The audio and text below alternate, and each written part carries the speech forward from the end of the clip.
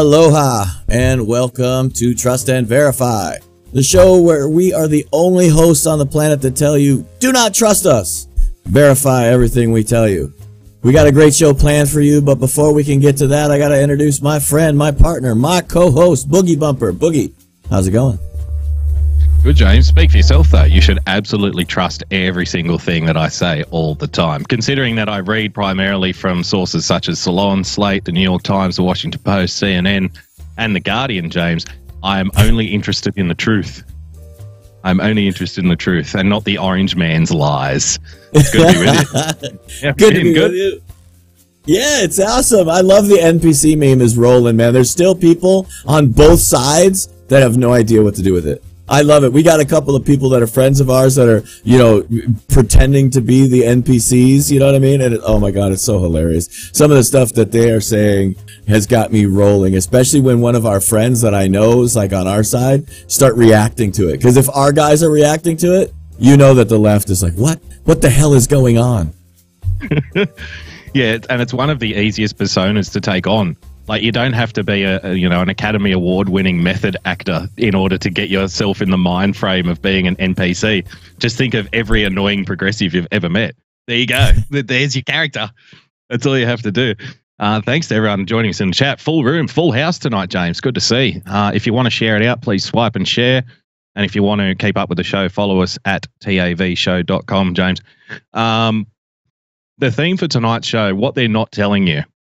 And we were perusing around looking for stories, in a couple of hours before we went live here. It's incredibly difficult to actually find anything that isn't about Khashoggi. And what that makes me think of is when I was a kid, I thought, growing up watching things like James Bond, right? I thought the spy world and international intrigue was like super exciting and interesting. Now I realize after a week of Khashoggi, it's the most boring shit I've ever seen.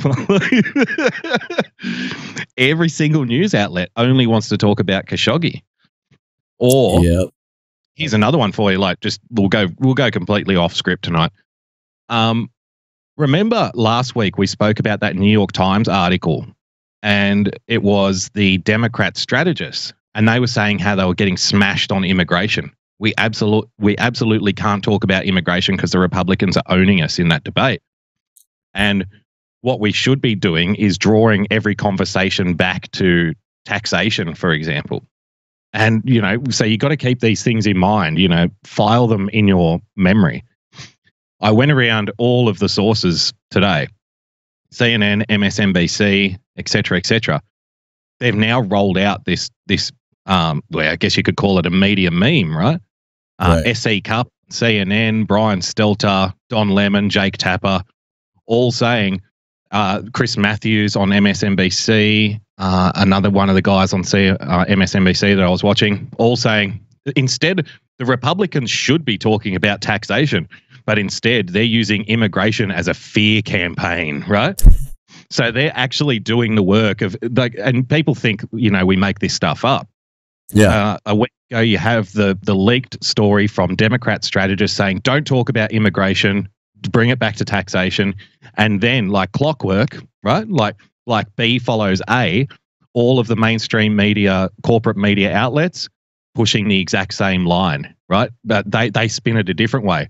Oh, the Republicans, they should be talking about taxation, but instead they're trying to scare everybody to death to win votes, like trying to shame you out of the discussion. Right. How do you see that? Like they're trying to force you, like it's like a subconscious play, right? If we accuse them of a scare campaign, their pride will kick in and they'll refuse to talk about it. Then they'll go to taxation. Then we can hammer them. So I don't know. What do you think about that?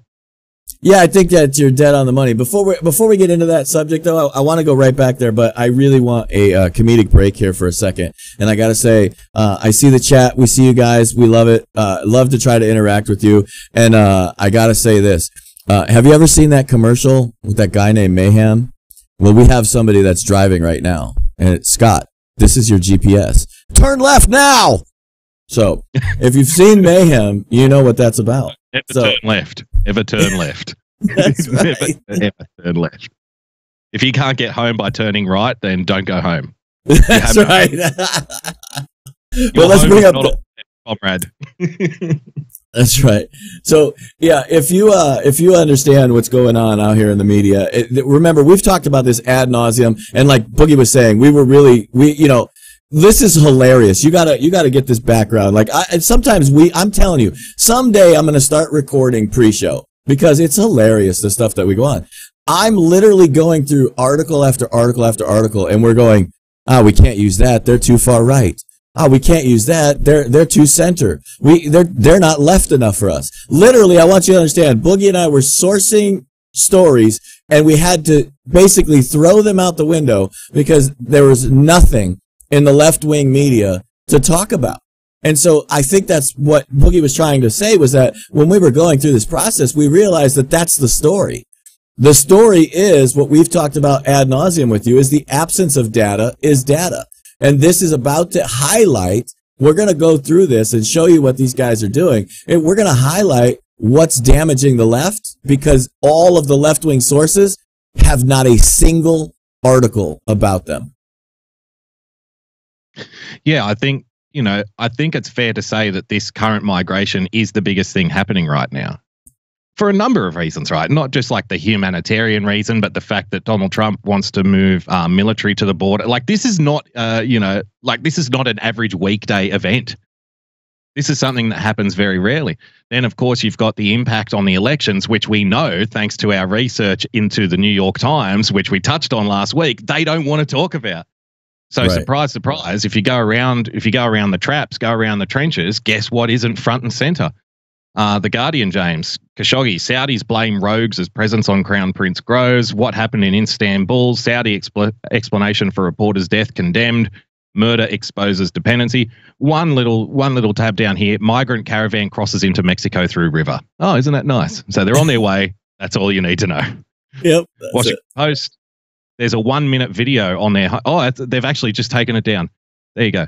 Central Americans cross into Mexico from Guatemala. There's a 1-minute video. Everything else. Saudi machine faces critical test after decades of investment. How 4 Democratic women in Virginia aim to spark a blue surge.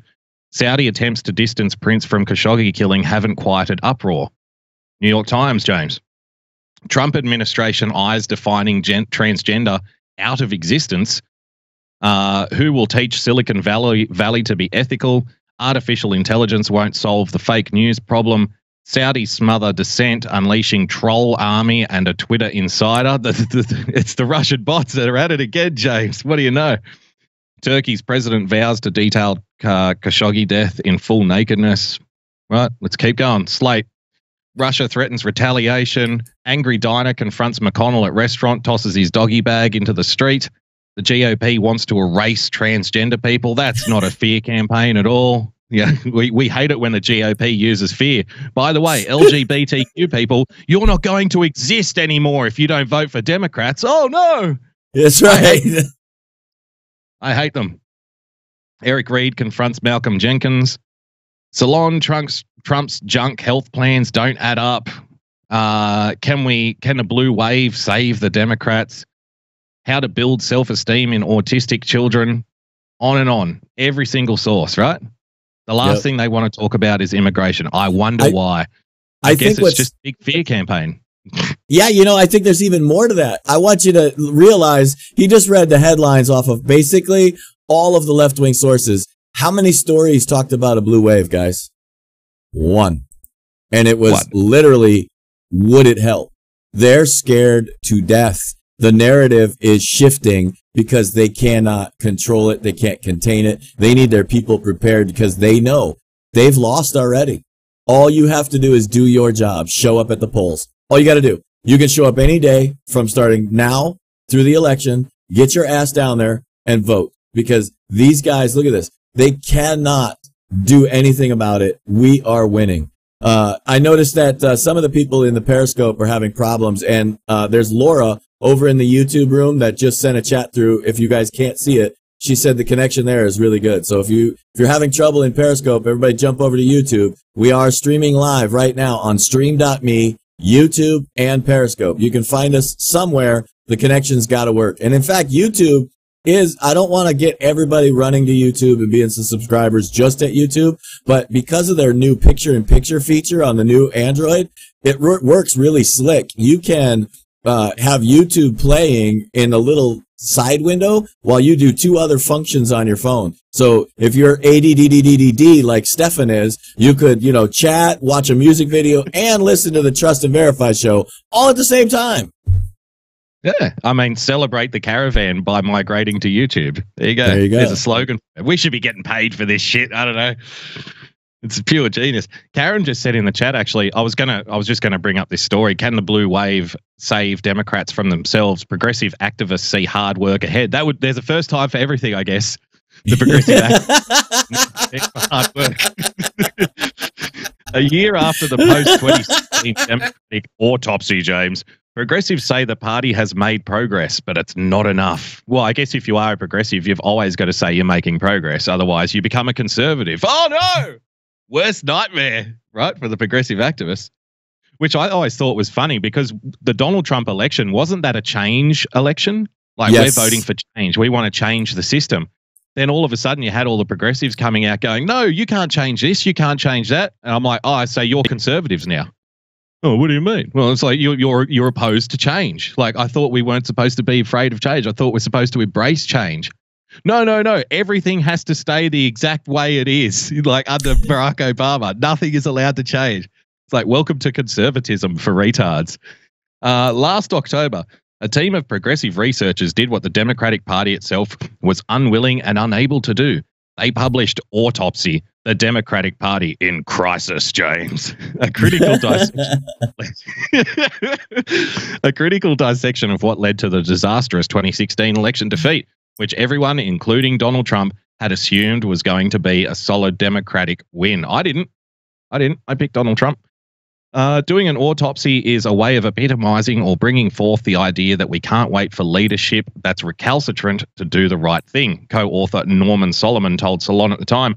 Now the team is back with a follow-up report, James, Democratic Autopsy, 1 year later. So this is interesting because this is like, how have they brought themselves back on track? How are they positioning themselves to take back power again? A narrative report card on how well the party has done in making the sorts of change the original autopsy proposed. I wonder if the original autopsy proposed clawing at the doors of the Supreme Court like some kind of rabid dog, screaming in the street. I wonder if that was part of the plan. Not sure. It comes just weeks ahead of the midterm elections, which most pundits will try to evaluate as a report card on how Democrats are doing in responding to Trump.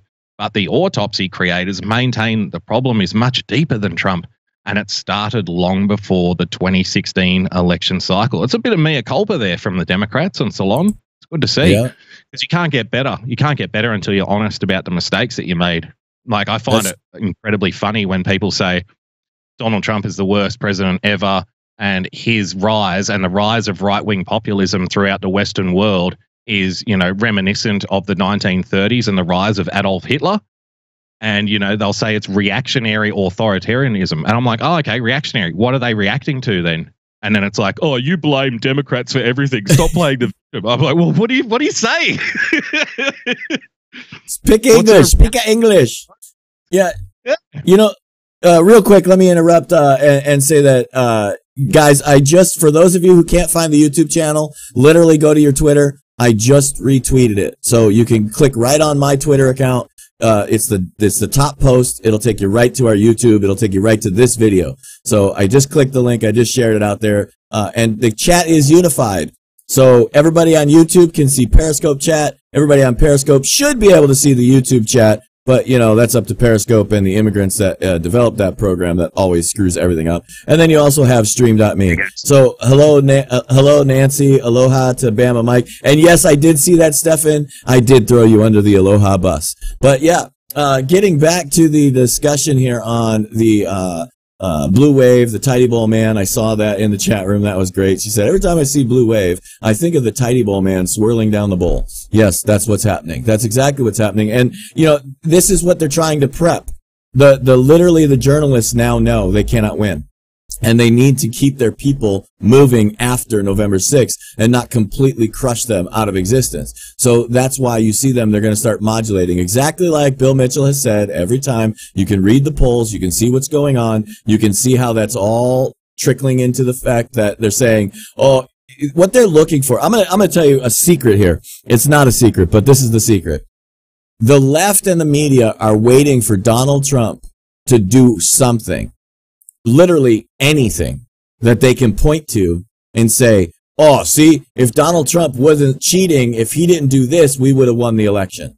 That's what they're waiting for. In other words, they want him to do something that's a little outrageous or something they can make seem outrageous in order to point to it and say, oh, see, well, the reason we lost was because Donald Trump created his own fake news and everybody believed him. So that's what they're going to do. Well, I mean, anything's possible, James, considering that Donald Trump is indeed the Antichrist. That's right. Newsweek, Donald Trump is the Antichrist and going to hell. Immigrant from Caravan says, I can't wait to get to the country that's run by the Antichrist. Come on, kids. Load up the car. Let's go. Bring your snacks. Bring your water. We're going to go see Satan himself. Yay! Right? Please. It's like going to Disneyland for Honduras. If nothing else highlights the absolute fucking lunacy of the left, this does right here. Right? They're going to get in a caravan of foot patrol, right? They're supposedly walking from Honduras to the United States to visit Satan, the land of Satan. This is insanity. Yeah. Like, I don't know why those evil Republican bigots are using the fear campaign of suggesting that the motives behind the caravan aren't necessarily pure like the driven snow, James. Like, yeah, sure. This guy thinks that Donald Trump is the Antichrist and America is hell. Like, you know, but if you suggest that, hey, maybe it's not a good idea to let these people in, how dare you? You know, like, these people love America more than you do, you white nationalist bigot. You know, there's a little clip here from CNN. Maybe we should have a little look-see. See what they got. Oh, it's only 12 seconds. Donald Trump is the Antichrist, this man says. If he doesn't repent, he's going to hell. We are not criminals. We are workers and fighters. Oh, we're fighters. Excellent. Central American migrant has blasted President Donald Trump in angry comments to CNN's Bill Weir at the border between Mexico and Guatemala. Donald Trump is the Antichrist, the unidentified man can be seen saying in Spanish during a CNN report aired this weekend on the immigrant caravan that has traveled to the Mexican border from Honduras. If he doesn't repent, he's going to hell, the man adds. Thousands of Central American migrants have joined a caravan that originally formed more than a week ago in Honduras. Trump has repeatedly threatened Central American leaders with complete aid cuts. He's threatening them, you know, if the group's progress is not stopped. On Thursday, the president also called on Mexican authorities to stop the caravan's progress once it reached Mexico's southern border. Oh, we found the women and children. There you go. Yep. There's your one picture of the women and children. Fantastic stuff. Load them all up. It's fantastic. Yeah, all in one trolley too. You know, see, this is the thing. You can get accused of being like heartless and having no empathy, right? You know, you're not being humanitarian enough in this discussion. But I made the point earlier in the week. The way Republicans used to deal with this is they would allow themselves to be, you know, held to an impossible standard created by the Democrat Party. So they shame you into not being allowed to have an opinion about it. You have no option. Like, your only option as someone on the right is to shut up, stop being a bigot, and just open the floodgates, right? But again, I pose this question to even Democrats. Since when do free people in sovereign nations not have the right to decide for themselves who becomes part of that nation? Like, wasn't that the problem with colonization in the first place? That all of these people turned up uninvited intruders. It was an invasion. But now you're supposed to say that uninvited, you know, invasions and intruders, well, it's to be welcomed. How dare you oppose that? Like, if the Democrats had have existed back in the time of, you know, the the Puritans, James, and the Mayflower, they would have sent a whole armada across the ocean. Like, keep bringing them in. Bring them in. You Cherokees, Elizabeth Warren knows this, you racist Cherokees, what are you afraid of? Don't be afraid of the migrants. Nothing's going to change. Right? Way to work Elizabeth Warren in there. Way to get Pocahontas into this story. That is freaking amazing. Yeah, I mean, look, if cognitive... on immigration though, right? Because people's the tolerance tank has run dry for this stuff. And now people are like, no, you know what? I'm allowed to have an opinion on this, and I'm allowed to say, close the border down. And it doesn't make me a bad person. And then the other side will say, well, it does make you a bad person. You're a bigot. And again, we've spoken about this concept of shedding the moral vanity on the Christian right. Because now, without that moral vanity, people, instead of defending themselves, instead attack and go, I don't care what you think. You can call me a bigot. I don't care. Whatever. Because defending yourself doesn't achieve anything. That's right. We've been talking about this forever, guys. We are not on defense. We are on offense. Stop being on defense. Don't worry about defending yourself because facts don't matter. We literally are. They're right. Here's where the left-wing media is correct. They're just wrong about the source. We are in a post-fact society. Why? Because they don't give a shit about the truth. Literally, you bring them facts and they just dismiss them with their cognitive dissonance. Like, Boogie just highlighted it exactly, perfectly, is that how can you have the same thoughts of unfettered immigration is bad, let everybody in the country? Like, you can't have those simultaneously. But somehow the left has twisted their panties in a knicker to where they don't understand what the fuck they even think. Like, it's like they have both. How can you be on both sides of an issue and think that you're right? It makes no sense. Well, it's absolutely unintelligent. To reinforce that point, James, someone in the chat was saying, oh no, it's the changing demographic that has them upset. To which I say, you know, oh, okay, so you're telling me that the white supremacists and the white nationalists are running the country through oppressive systemic racism to keep the minorities down, whilst at the same time the demographics of the country are shifting against the white supremacist and, you know, the white nationalists and the patriarch. Sounds like they're either playing like some kind of double bluff game where they're going to fool all of the other demographic groups into voting for white supremacy, or they're the worst oppressive patriarchy of all time. Because people are mocking, so they go, oh, the white bigots are losing their demographic supremacy, and they don't know what to do. Ha ha ha! America is changing. Get over it.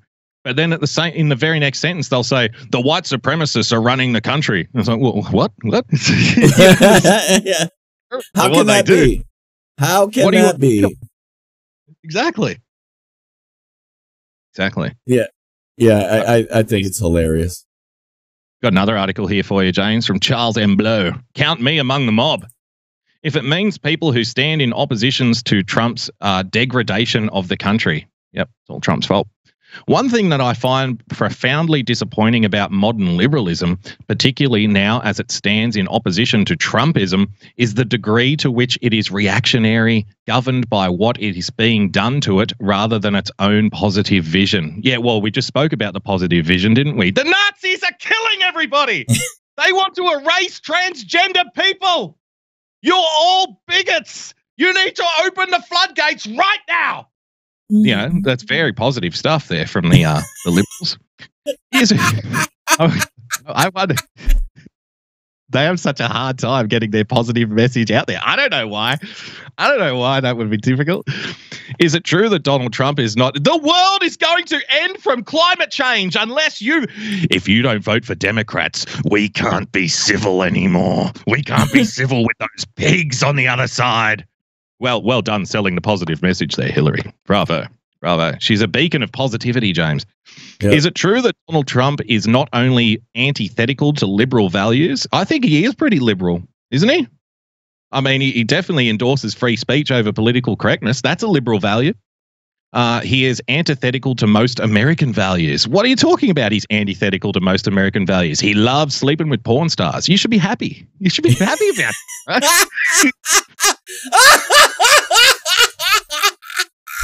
Sounds like a great guy.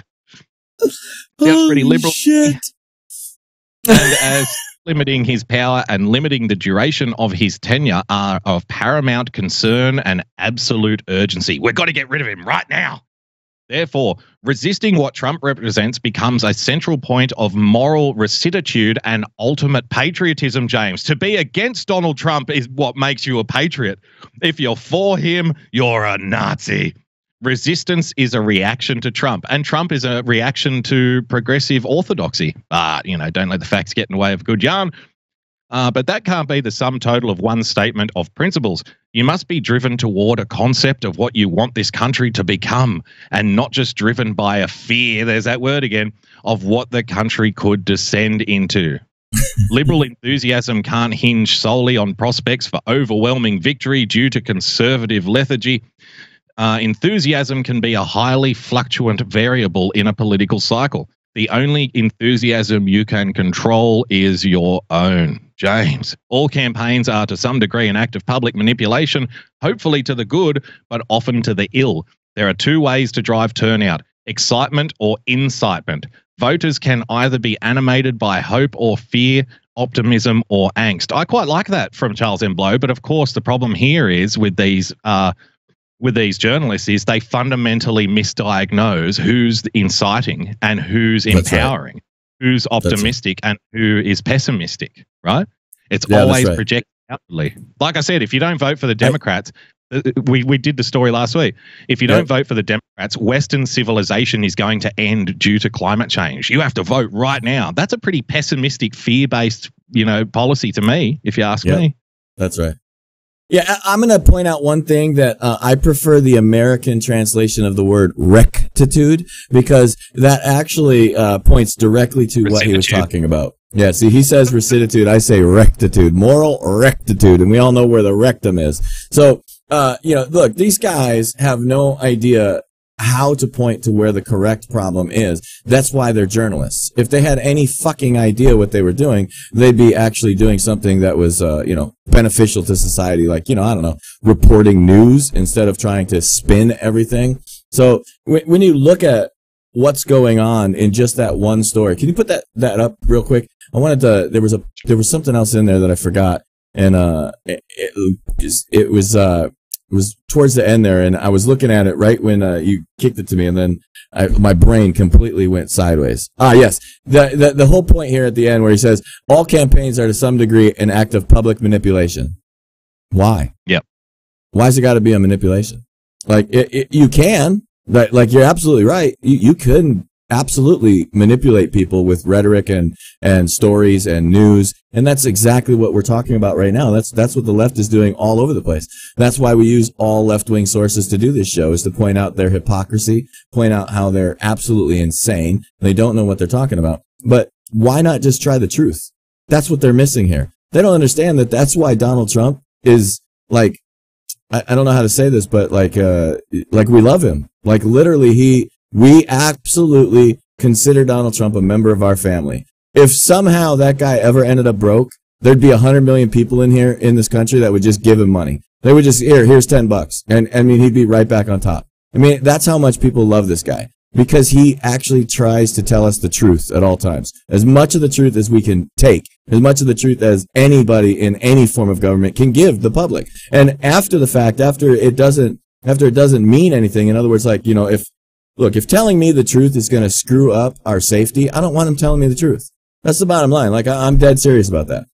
But he's doing everything he can to expose every single level of the truth to us at all times. And that's what the left can't stand. They cannot stand that their game has been exposed to this level. They're losing, and I love it. I just love doing this job. I love what we're doing.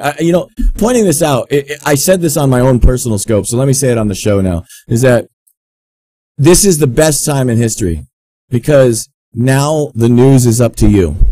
You, every single person watching this Periscope, YouTube video, the news is up to you.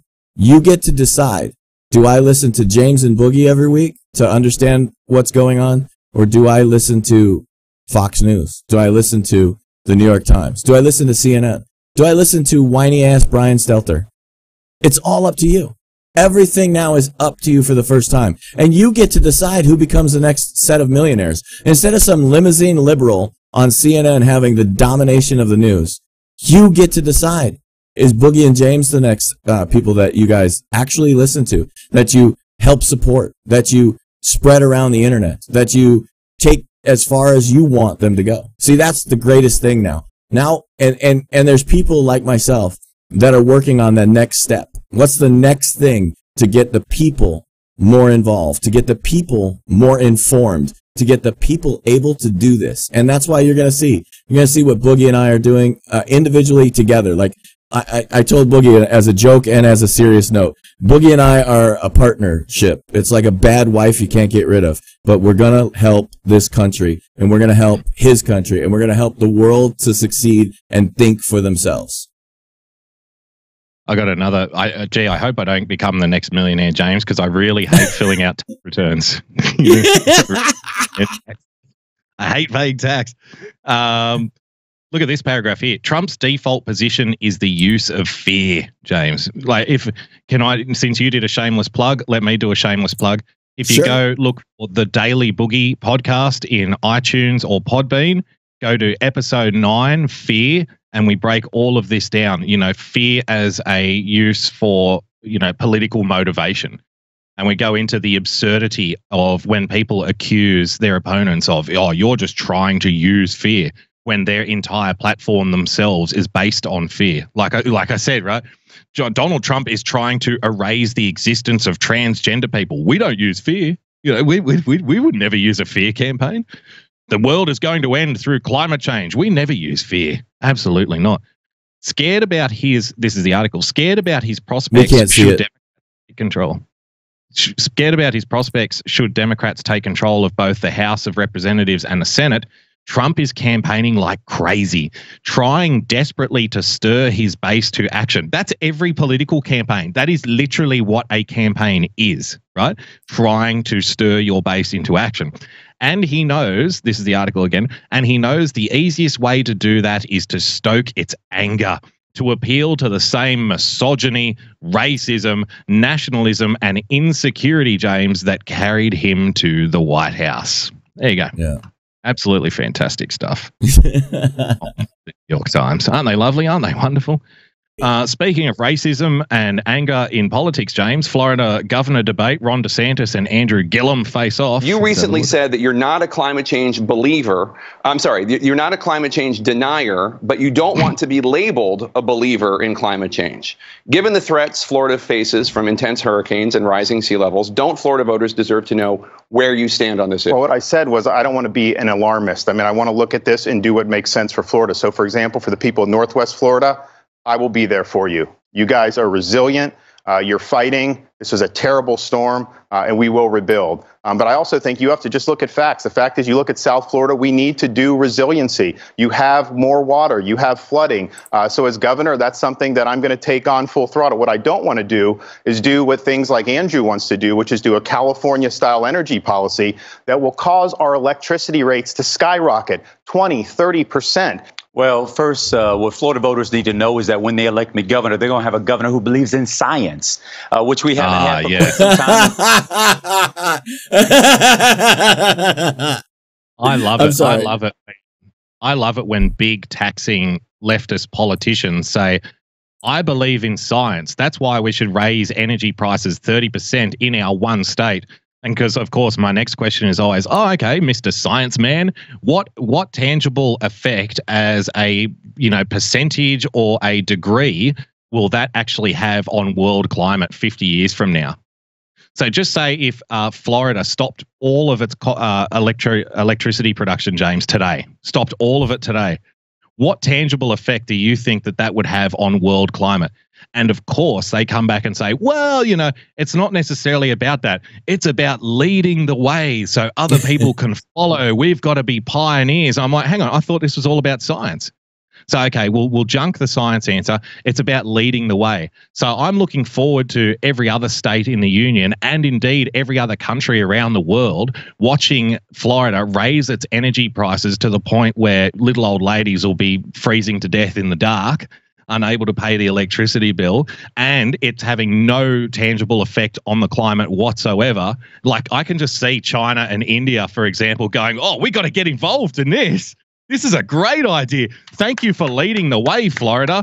Thank you for not being science denied. I believe in science. Yes, of course. Of course. What a great idea. What's going on in Florida, James? Is DeSantis going to win? Oh, yeah. DeSantis is going to crush this guy. And I want to say, aloha, welcome to the troll. The troll's name is I'm Here Till the End. And he literally thinks that Gilliam won this debate. Here's a fucking funny thing for you. Nobody believes in climate change except for you whack jobs on the left, okay? Because it's literally scientifically not happening. In fact, when Hillary lost the election, NASA started coming clean with all of their climate data. You can go look it up if you actually cared about facts. So you don't care about facts, you care about spin. You care about trying to position people to believe your crazy whack job bullshit. Guess what? I've been around longer than you, most likely. And I have watched you crazy climate people start way back in the late 60s, early 70s. And we even had a bunch of commercials with some Indians crying and all about how the world was going to end. We were going to melt, right? Then we were going to go into an ice age. Then they changed it to crazy climate change because they couldn't figure out if it was global warming or global cooling. They couldn't figure out what the fuck was going on. Yeah, that's science, all right. Science tells you that right now today, go look it up, there's exactly the same amount of ice on the planet as there was 10 years ago. Guess what? There's the exact same amount of ice on the planet now as there was 30 years ago, right when all you whack jobs tried stealing all of our money. And guess what? Here's even something funnier. See, science tells you that just because you stop burning coal in our country and you start burning it in Africa, in Ethiopia, in South Africa, in Venezuela, in Honduras, you're still burning the same fucking coal, you retards. You're just moving it around the planet. So when you start to understand that, and you start to understand that the reason our life expectancy has grown, why we are living longer, is because we're able to modify our climate inside our homes with these things called air conditioning. Yeah, air conditioning saves more lives in third world countries than any single other piece of technology on the planet. Look it up. Understand that you're fighting against saving human lives. That's a science denier. It's actually more than that. I remember once I watched this incredible documentary series about air conditioning. And yes, I am one of the most boring men on the planet. But this was like a fascinating thing. So air conditioning is actually in large part responsible for America's economic boom in the 50s. Were you aware of that? And it's the reason that cities could grow at a much faster rate. And people are like, what are you talking about? Before air conditioning, cities had to be, buildings had to be designed a certain way. They could only be like 4 or 5 levels high, and all of the windows had to face a certain direction to avoid the heat of the afternoon sun, right? Yeah. With air conditioning, they were able to regulate temperatures, which meant that they could then build the buildings 3, 4, 5 times as high, meaning what? You can fit more office workers in. And with the regulated temperature inside, they were able to extend the working day, and people were way more productive, like 25, 30, 40%. And all of it starts with air. It was fascinating, right? Because like they watched the economic productive the numbers like just grow like 10%, 10%, 10%, 10% when all of these companies started adopting air conditioning. But now it's evil. Now it's the great Satan. I believe in science. The thing that I like is when people say, I believe the scientists. Okay, I believe the scientists. So it's like, oh, okay. I've told the story before about Ignaz Semmelweis. He was, I think he was Hungarian. He was the doctor who discovered that germs exist on people's hands in hospitals. And he said, like, we're losing all of these mothers who are giving birth. We're losing people to infection. Why don't all of the doctors start washing their hands? And he was called a kook and a science denier. And he ended up like dying alone and crazy. And they only admitted that he was right like 50 years after he died. I've got a big collection. I collect old advertising posters and stuff, and I've got a big collection of all of these doctors sitting there. You know, if you have 5 cigarettes a day, you know, your life expectancy is going to go through the roof. Like, spark up today. You need it. Tobacco is good for you. The other thing I like is when they say trust the scientists, I'm like, okay, so the IPCC in about, I think it's a little over 25 years that they've been making these predictions about how much the climate, like how much the temperature is going to shift from one year to the next. In their entire record keeping, they have never got one prediction correct. Not one.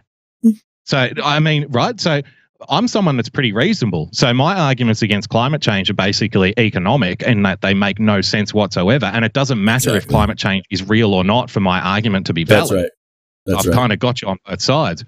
But if you're trusting the scientists who have never once given you an accurate prediction, what are you trusting? Like maybe the first time and you say, oh, we're a little bit wrong. Maybe the second time, maybe the third time. If after 25 years you're still trusting somebody who has never once told you exactly what's going on, you're a sucker.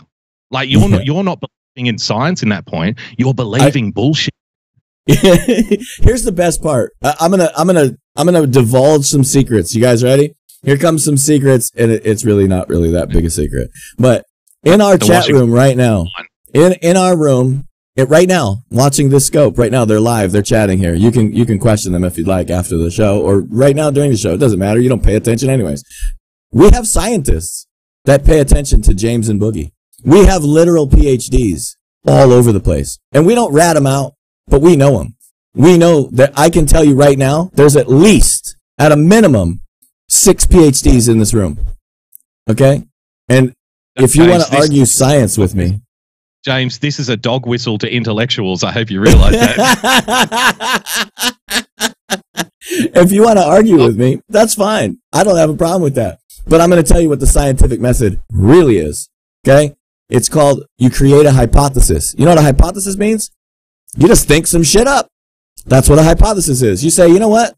My hypothesis, my theory is that, I don't know, my ceiling is brown. Okay? Then you know what you do? You know what the scientific method is? You prove your theory wrong. That's what you do. That's the entire scientific method. You think up some crazy shit, and then you spend every single detail trying to prove it wrong. That is science. You know what you crazy whack jobs on the climate change do? You spend all your time trying to prove shit right. And that's why you fuck up the science all over the place, because it's not science.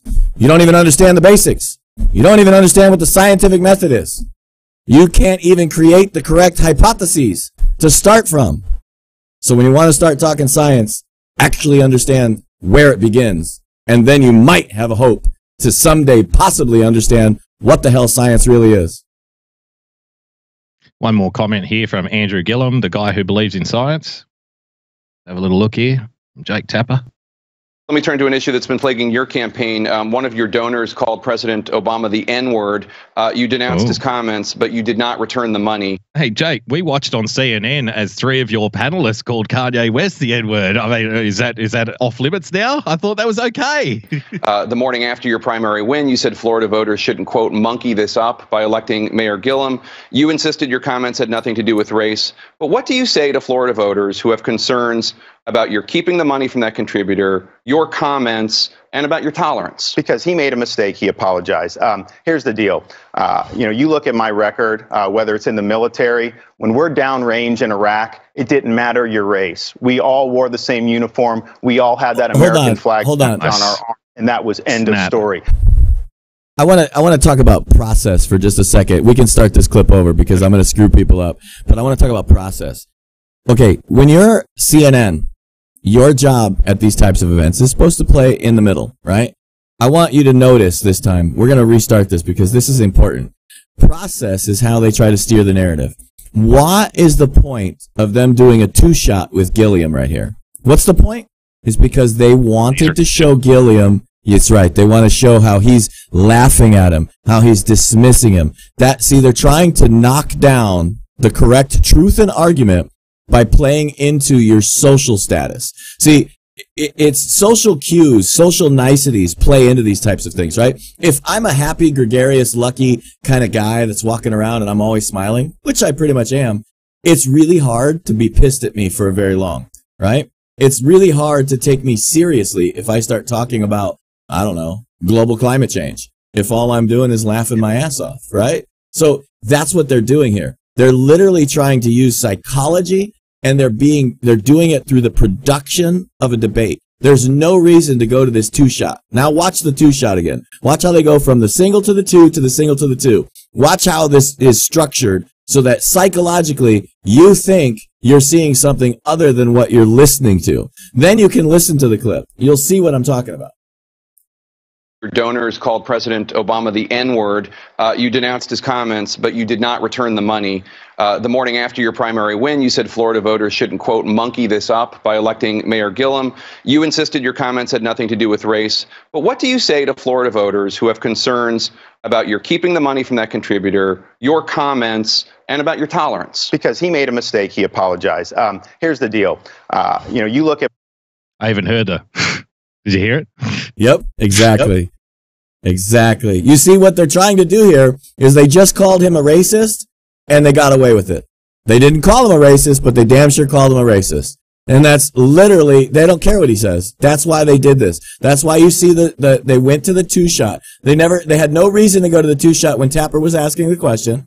Then when they go to the single, all of a sudden they go to the two-shot, including the from Gilliam.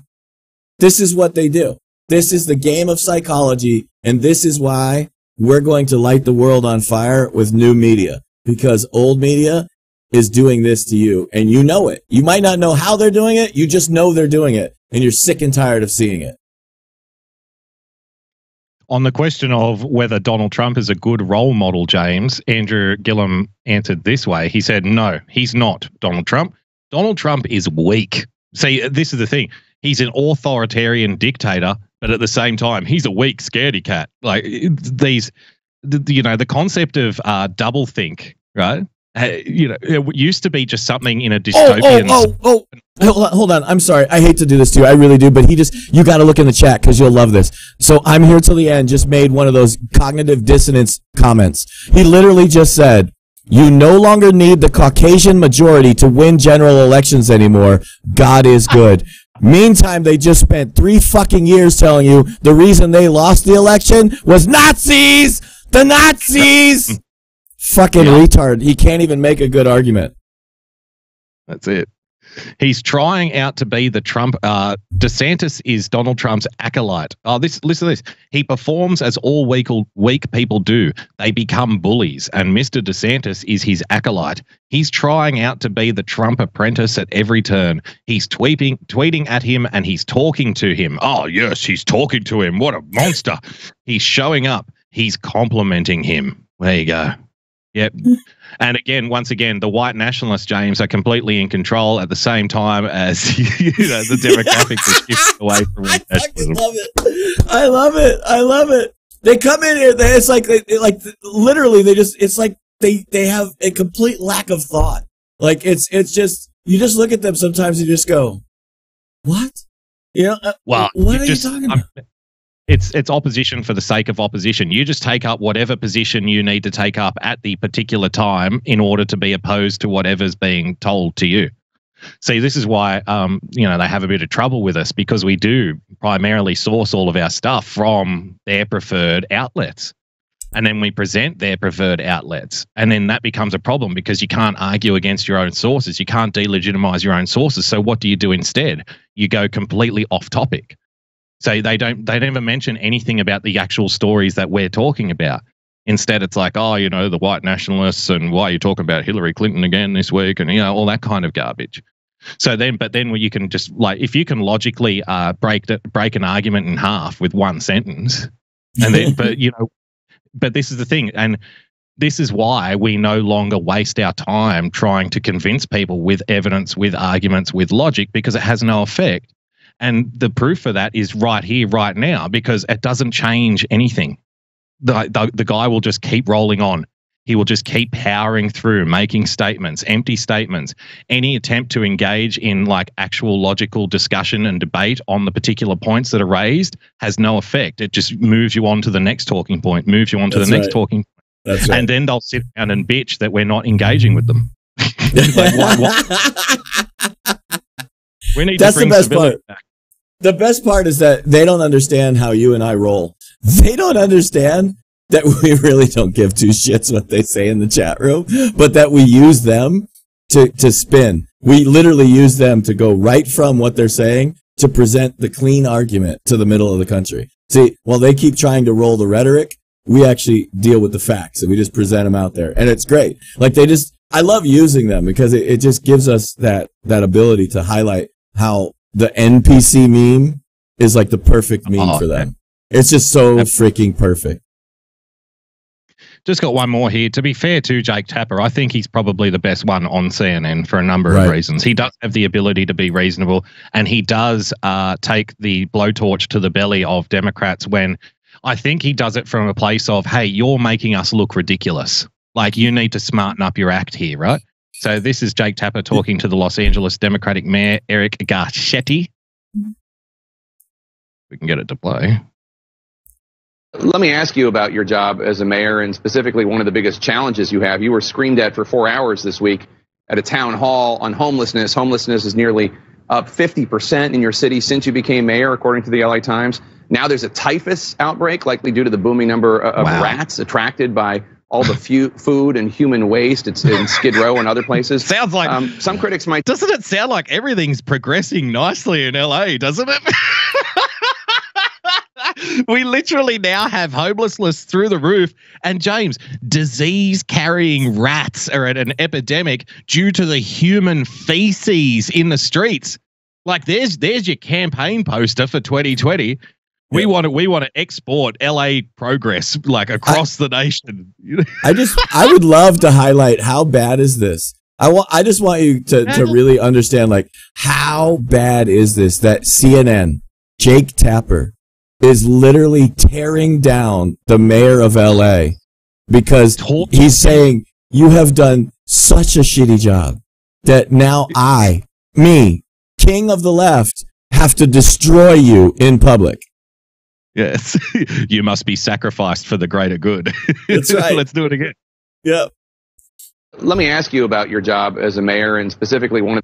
See, that's kind of why I like Tapper too, because he does it so coldly and matter-of-factly. Like, let me ask you about your job. You say you're doing a good job, but what about all the disease-carrying rats and outbreaks of typhus in the human waste, in the streets that are being filled with human waste product? What do you think about that? It is back to you. Back to you, man. Challenges you have. You were screamed at for 4 hours this week at a town hall on homelessness. Homelessness is nearly up 50% in your city since you became mayor, according to the LA Times. Now there's a typhus outbreak, likely due to the booming number of rats attracted by all the food and human waste. It's in Skid Row and other places. Some critics might say, hey, Mayor Garcetti, why are you traveling the country campaigning for Democrats in the midterms when you have this huge crisis in your own backyard? Oh. Well, I think they're linked together, and I welcome a national conversation. Oh, did he just say they're linked together? Wow. Did you soak that in, James? Jake Tapper has just explained, okay, so you got homelessness up 50%, you've got rats carrying typhus, and you've got human waste product and food product, the streets are filthy. Why are you going around the country campaigning for Democrats when you've got such a problem back at home? This idiot, this mayor goes, well, I think because they're linked together. Well done. They're Democrats. LA is a country going, no, not linked. They're not linked. Quit linking those together, you idiot. Oh my God, it's so great. I gotta address the chat room.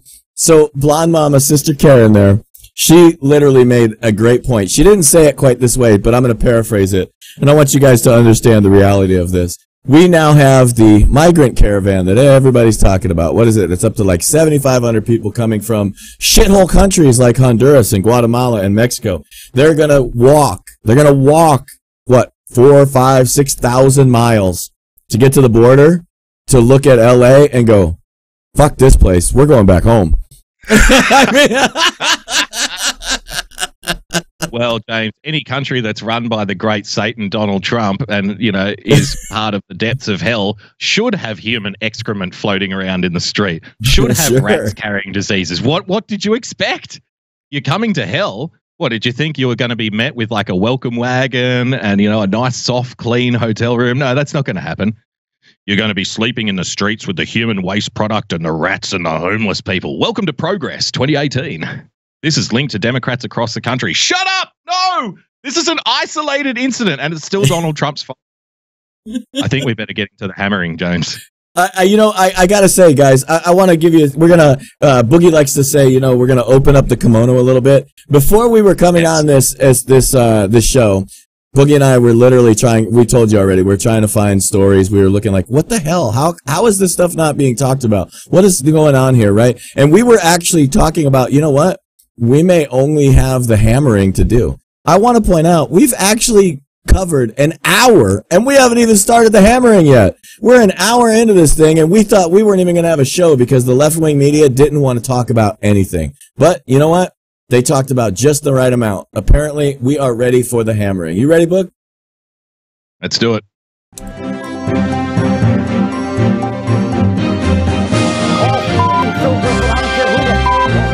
Stop the hammering. Very excited about this hammering, James. We're going to wrap it up. We're going to open the hammering and close the hammering. This is a multi-layered hammering. This is a very deep hammering, about half as deep as the rivers of human shit flowing through San Francisco right now, but deep nonetheless. Let's rock and roll with one of our personal favorites, James, Brian Stelter, the evergreen Brian Stelter. Hyper-partisan cable news shows lock people in a political prison of their own making. Can we end it there? Like, should we end it there? That's it right there. The hammer has been dropped right there. Holy shit. Hyper-partisan political shows lock people in a prison of their own making. One more time. Hyper-partisan cable news shows lock people in a political prison of their own making. Wow. The shows portray the other side as the enemy, making everything seem like a life and death struggle. Good versus evil. Yeah. But here's some good news. Most Americans are not locked in the cold civil war that's raging on cable news and talk radio and on Capitol Hill, the White. Yeah, we've only been saying that for the whole time, Brian. In the White House. At least that's the conclusion of a new study called Hidden Tribes of America. There's this group called More in Common. Wait, is that an Elizabeth Warren project? Yes. My knowledge of the hidden tribes was passed down to me by some guy who used to hang around the house 10 generations ago. Yeah. My knowledge of the prairie, James. Americans. Try to get to the bottom of what is so polarizing. I spoke with the co-author of the new study, Tim Dixon, about these hidden tribes and who actually makes up the majority. It's definitely not what's portrayed by the shouting voices on Fox and MSNBC. It's all Fox and MSNBC shouting voices. Don Lemon, the president of the United States is racist. Where's these hidden tribes? What we found was that, yes, there is a profound polarization between what we call the wings, the more extreme voices, the very strident voices of the right and of the left. But in fact, there's a very large group, a majority of Americans who are in what we call the exhausted majority, who actually don't identify unambiguously with either of that side. Right, it's portrayed. I've been saying this for quite some time, actually. Like, this is of no surprise. I'm amazed that they need a fucking study to come up with this stuff. Like, I just thought it was common sense all of this time. Guess I'm the idiot here. I guess I'm the science denier here, right? But we've been saying, like, political engagement was at all-time lows back in 2016. And again, like, here's another one of those juxtaposition, like, two sides of the argument trolls that you'll commonly hear, right? They'll say, everything under Obama was fantastic. And Donald Trump, he represents a return to, like, evil white nationalism and stuff. But I'm like, yeah, but if everything was so good and everyone was so happy under the previous guy, guess what? Donald Trump doesn't happen. He doesn't get to the podium. It doesn't happen. He doesn't exist if everything works out well under Barack Obama. So you can't have it both sides of the same coin, right? Either Barack Obama did everything well, in which case Donald Trump doesn't exist, or you look at it honestly and objectively and say Barack Obama was pretty bad, which resulted in a large group of American voters becoming disengaged with the political process and then voting for someone who literally had never set foot in any office ever. Like, if that doesn't point to you that people are disengaged and fed up with politics, the concept of politics, that they elected a guy who has literally never been elected to any political office ever, what will?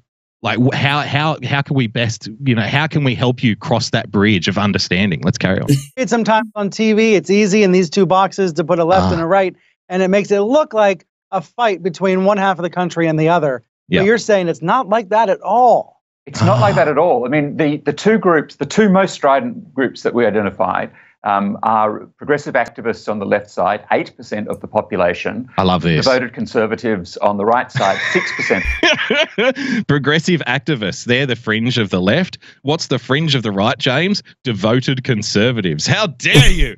You should be willing to give up more of your principles and values so you can be more reasonable, you bigots. The population, although they have a group next to them, the traditional conservatives, who are quite similar in. So the traditional conservatives aren't as bad as the devoted conservatives. Gotcha. But you've got progressive activists and traditional liberals. See, which to me is like a falsification, because traditional liberals, and again, I'm not an American, so correct me if I'm wrong. I was always under the assumption that traditional liberalism was free markets, guns, and free speech. Like, wasn't that the platform of the liberals? Like, to be a liberal meant, basically to be a liberal, instead of illiberal that we're seeing today, like people screaming, wearing pussy hats, clawing, demanding an end to free speech, tear up the Constitution. That ain't no liberal that I ever heard of. That's a strange one. Most respects, but it's less intense in their commitment. But those groups less intense in their commitment. Hold on. I cannot do this. I can't be quiet any longer. Time out. These people are literally selling that somehow the construction of the Constitution is radical. Like, I want you to literally look at their little montage of things here and where they're putting it. That on the fringe right is devoted conservatives. That literally is the foundation of our country. Like, they're not saying that, we're way over off to some weird side, right? That, like, literally they have put the far right as the center of the country. Just look at it. Devoted conservatives. Conservatism is to conserve the country, to conserve the Constitution, to conserve the environment. Literally, it's in the fucking name. And somehow they are making the argument that we're not the middle of the country. Like, I fail to understand. Like, this drives me nuts. It drives me fucking batshit crazy. Well, I mean, I might push back on you a little bit there, James. As far as I'm aware, the founding of the American nation and the Constitution was a radical document. Because for the first time in human history. Well, for the first time in human history, it put individual liberty and personal freedom ahead of a kind of, monarch structure or, oligarchy. Right. Or like a top-down power model. It was bottom-up. It's the first time that's ever happened that a country was founded on those principles. So it was pretty radical. It was. I like that this actually rings true to me. Devoted conservatives are only 6%. That would make sense, considering that devoted conservatives, a big gripe of mine, and part of the reason for electing Donald Trump is that he's not a devoted conservative, because devoted conservatives haven't been even able to conserve fucking public toilets. Like, they can't even keep toilets as male and female. So, like, what are you conserving here? Inconserved. And again, the old lines, like, those evil white nationalists, devoted conservatives. Oh yeah, the ones that are simultaneously giving up public toilets and watching the demographic mix of their nation fall through the floor. Yeah, they're really powerful, those guys. We've got to be aware of those guys. 6% probably makes sense. Country. What we found was... I think they're... Sorry, I didn't realize you're going to push play right then. But do the math here. Let's just do the math right here. Let's see what they're saying. So they're saying that between moderates, conservatives, and devoted conservatives, the math is 41% of the country. Seriously. 41% of the country. How the fuck does anybody think that you can win if you have less than that? Like, literally, think about that. The numbers stack up as a massive win for us. When we tell you all the time that these numbers here, that this is what we're saying. We're saying, look, 20% of the country is far left, 20% of the country is on the right, and 60% of the country is in the middle. They're not even trying to make that claim. They're literally saying that we, the Trump supporters, make up a minimum of 41% of the electorate. Think about that. Their own stats here are destroying their narrative. Not bad. Anxiety about the division, and a sense with the majority of people, actually, that their voice isn't being heard, that it's these strident, hateful, often uncompromising us versus them voices. And I think this is a consequence of years of the partisanship of social media, but also, of course, the partisan model of commercial media in the last few years, the last decade, and going back 25 years, I guess. See, the biggest story here is sometimes you need to step back get out of the actual conversation that you're witnessing and think about the abstract top-down view here. You are watching the beginnings of a new narrative shift. And the new narrative shift, because here's the thing, they know that attacking Donald Trump and his supporters head on is not a successful strategy. It hasn't worked. If anything, it's made him more popular, right? So what you're going to see now, and mark this down, you heard it here first, put it down in your books, Donald Trump isn't the problem anymore. Partisanship is the problem, right? The problem is we just don't have enough things that we agree on. And if only we could get those Trump supporters to come back to us and have a discussion and maybe adopt a few of our policies again, then we would have everything would be peaceful. I mean, look at Hillary Clinton's comments last week, right? Hey, we can't be civil with these people. Like, you need to elect Democrats if you want civility to come back. The problem is the two sides are fighting too much against each other. The problem is partisanship itself. We need to get rid of partisanship. We need consensus again, broad consensus. So you watch, Democrats will start coming out. Hey, we're willing to work with the Republicans, but they're too partisan, right? Yeah, we are now. Immigration. Yeah, it's already happening, right? The problem is the Republicans are too dedicated to their fringe ideas over there. Those devoted conservatives and the white nationalists, they're the hyper partisans. They're tearing the country apart. With Fox, that's really having an effect. And this, people have a remarkable cartoonish view of the other side. I think that's yeah, like people like obese feminists walking around wearing pink pussy hats, for example. That's a pretty cartoonish view, isn't it? What about the purple-dyed male feminist roundhouse kicking someone in the face? Yeah, that's a cartoon thing. I would have only thought that existed in anime till I saw it in real life. What about you? Markedly Solar construction. Because if you think that the other side is so extreme, you will feel it's okay for your side to go to an extreme to defend the values that you want to defend. Yeah. Nazi, bigot. They're trying to lock transgender people in cages. They're going to destroy the entire earth with climate change. Fuck. Viral, where people are making excuses for conduct that otherwise they would recognize as being dishonest, far too aggressive, and completely inappropriate. But instead, people feel like, well, we have to do this. And if you actually... See, this is also a symptom of the mob narrative, right? So they tried to suppress the word mob. It didn't work out in their favor because they merely accelerated the cognitive attachment of mob to the footage of left-wing activists in the street, hitting people, attacking people, chasing people out of restaurants and stuff. So that didn't work. So what do? This is always plan B from the left, James. No, it's not just us. Everybody's doing it. Like, it's everybody's fault, right? Like, I know that you've seen reams and reams and reams and reams of Democrat activists doing all of the stuff that this guy's saying. But guess what? In reality, no. It's everybody's doing it. And it's the who's to blame? Well, no one specifically is to blame. What's to blame is this partisanship. It's all about moving the blame elsewhere. I always love how what their idea is that we should listen to them, right? No, they had their opportunity. See, that's called America, right? When we won the election, you should have shut the fuck up and then worked with us and everything would have went status quo. But no, you decided to go crazy. Now that you've gone crazy and your crazy's gone nowhere, now you want us to listen to you again and adopt some of your crazy shit. And now we're to the point where we've said, no, we're done. We don't want to listen to you. You're right. Guess what? We're going to go ahead and hang on to our partisanship. You know why? Because we're right. You're wrong. Shut the fuck up. That's the way it is now. Well, because logic and evidence and argument has no effect.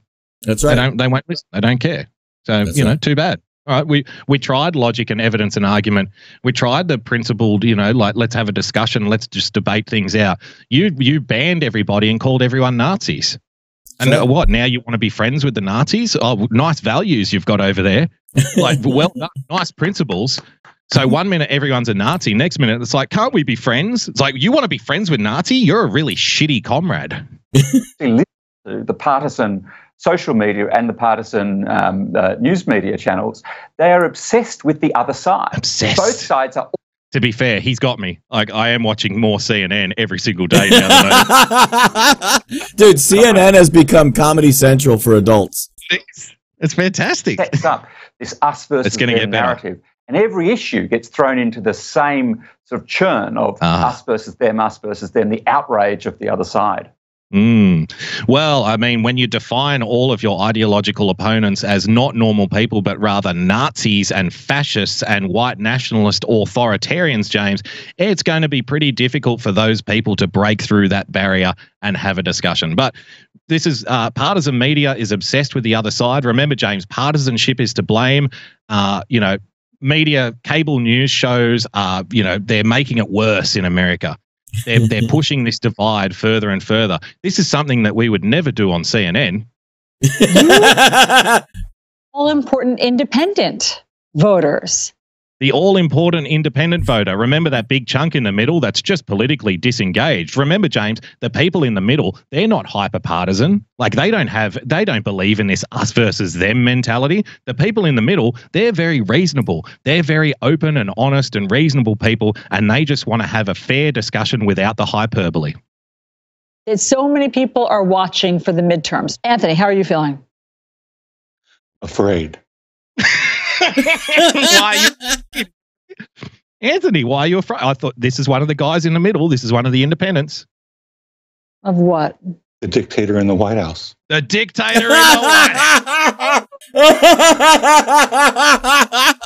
Hey, do you remember the last time we played this? I just want to say this real quick, and we'll get back to this clip. The last time we played one of these little roundtable clips that they did, CNN got exposed for who was actually in the crowd, and that two of the chicks were paid, two of the chicks were operators for the left, and they were being touted as independents. One of the people in the crowd, guess who that was? Guess who it happened to be? It happened to be a lady that we're very familiar with from Your Voice America. She is a Republican Latina, but they thought because she was Hispanic, there's no way this chick is on the Trump train. She was in their little panel, and she exposed the fact that these guys were all frauds. It was a complete setup. She was like one of only there was her and one other person that were independent in the entire group. Everyone else actually has titles, and she happens to be a journalist, which is how she found out these guys were complete frauds. It was amazing. I thought it was freaking hilarious. Remember, James, just a little refresher. The middle of the country is not hyper-partisan. The middle of the country is willing to have, the middle of the country isn't hyperbolic. It's the cable news shows. Hyper-partisan cable news shows lock people in a political prison of their own making. Okay. Hyperpartisan cable news shows lock people in a political prison of their own making. The middle is where we want to be. Of what? The dictator in the White House. The dictator in the White House. He hasn't went before anything. He will never admit when he makes a mistake. What were you imagining when you voted for President Trump? And he said the system is rigged. And he said he was going to be a new sheriff in town. And all he's done is surrounded himself with crooks. How many people have been indicted? How many people have been indicted? All those people that have been. But James, remember, cable news shows like you would find on Fox and MSNBC, those hyper-partisan news shows are making it difficult for the moderate, in-the-middle Americans, the kinds of people who watch CNN. Now, maybe this is just like an anomaly. Okay, let's be fair. He doesn't work for CNN. He's just an average Joe blogs off the street, honestly giving his opinion, and good luck to him. Free speech, baby. Let's make sure, though, the moderate people in the middle, we don't agree with hyper-partisan TV shows like you would find on Fox and MSNBC. Don Lemon, ladies and gentlemen. Coarse insults at everybody from senators to Stormy Daniels, from Gold Star families to candidates' wives. He has separated immigrant children from their parents at the border. The pattern here, cruelty. Cruelty. Let's discuss now. Adam Serwer is here, Alice Stewart, Bakari Sellers, and Amanda Carpenter. Her latest book is called Gaslighting America, Why We Love It When Trump Lies to Us. Good evening, everyone. So, Adam, this is a fascinating column here, and let me just read something that you said, but it's in the Remember, we don't want to be hyper-partisan. Remember those people in the middle, James. Magazine, by the way, talking about the cruelty we see in President Trump's and his supporters. And you Listen wrote, to this. Trump's only true skill is the con. His only fundamental belief is that the United States is the birthright of straight white Christian men. And his only real is cruelty. His only cruelty and his only real authentic pleasure is in cruelty.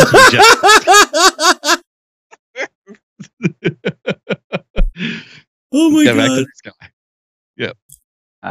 News media channels, they are obsessed with the other side. Both sides are always talking about the other side. So this kind of isn't that sets just up the darndest this us thing? versus them narrative, and every issue gets thrown into the same sort of churn of us versus them, the outrage of the other side. Yeah.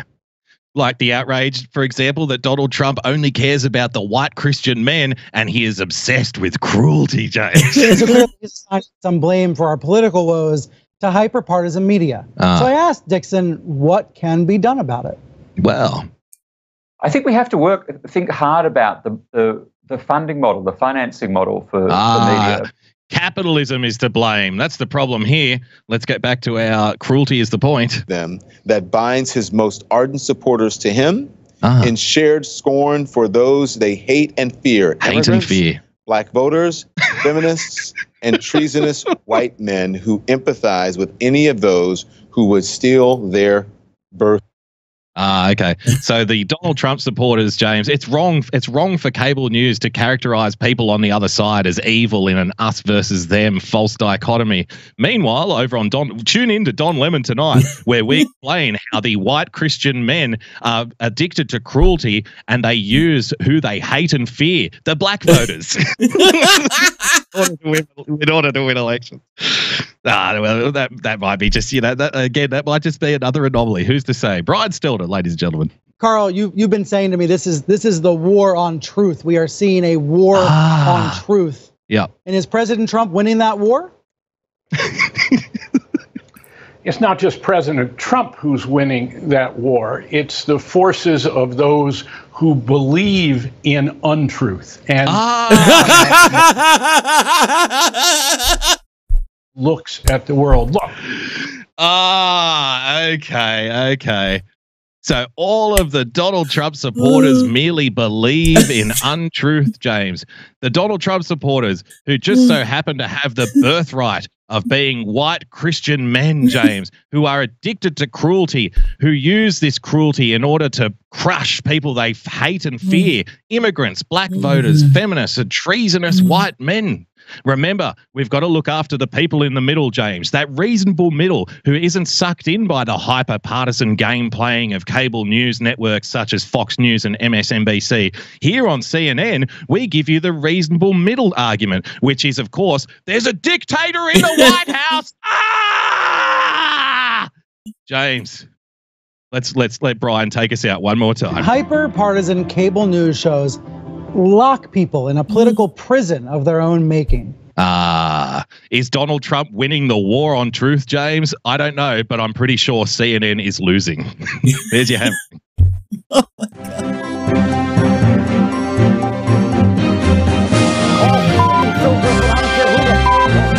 Stop the hammering. Folks, what an amazing hammering. I hope you had a good time tonight, because I sure as hell did. Oh my God. That hammering had me dying, rolling. I am in stitches laughing my ass off at what the CNN can come up with next. Like, I there's no words. I mean, I'm at a loss for words. But hey, we will be back with you again. Same bat time, same bat channel, same bat next week. If you want to continue to troll us, you can find us all over Twitter. I am at RealPerson, PLTCS. Boogie is at Boogie Bumper. We are at TAV Show. That's TAV Show. You can go to TAVshow.com. You can find us there. Aloha. Everybody have a great night.